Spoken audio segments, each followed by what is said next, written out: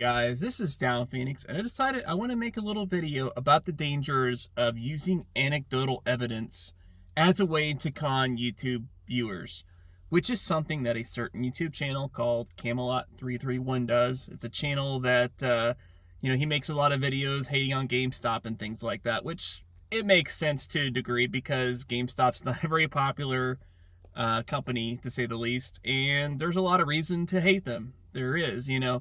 But that being said, he kind of pulls it out of his ass when it comes to that stuff.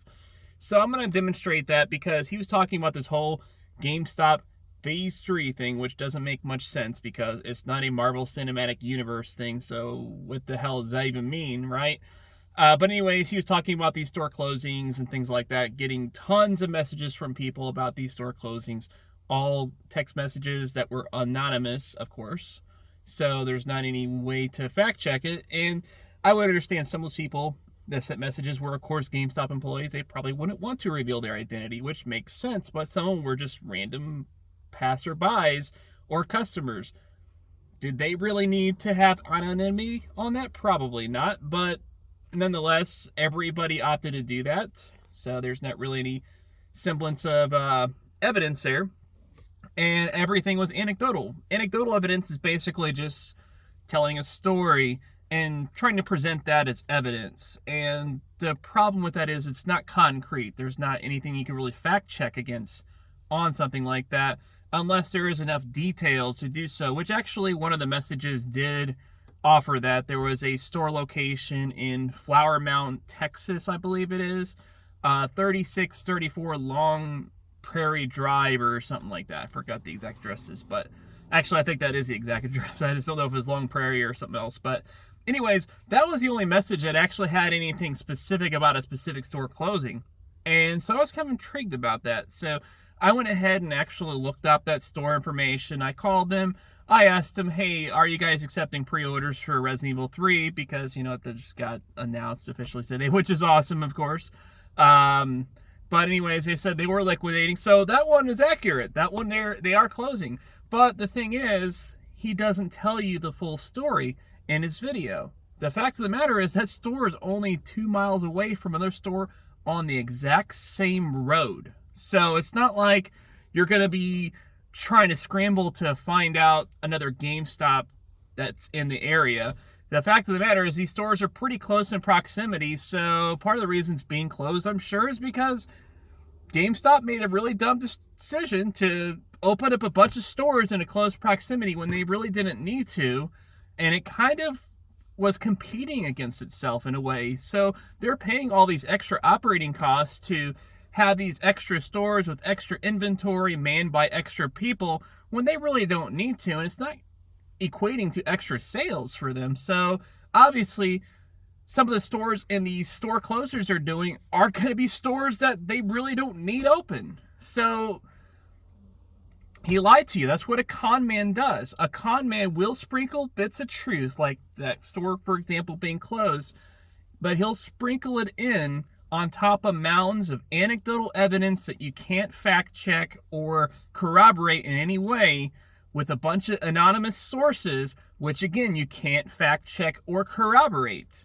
And so what exactly is true? Now, some people might say that, well, he has gotten some things right. I'm not going to dispute that. But the thing is, a lot of the information that he's got right has been based off of publicly available information that we've already had access to.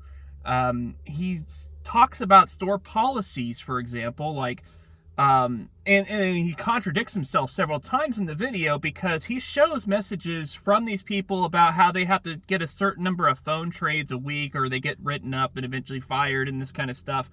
And then later in his video, he makes up a completely different figure. And then all these people cite different figures. And the reason why they do that is because there's not any concrete evidence to support their accusations, to support their claims. And that's pretty much what a con man will do. A con man will sprinkle in little bits of truth to get you to believe them. And then the rest is just whatever they want. Why? Because he has a personal vendetta against the company. I guess because he worked for the company for several years and they screwed him over, or at least he perceived it as being screwed over. We don't really know the story.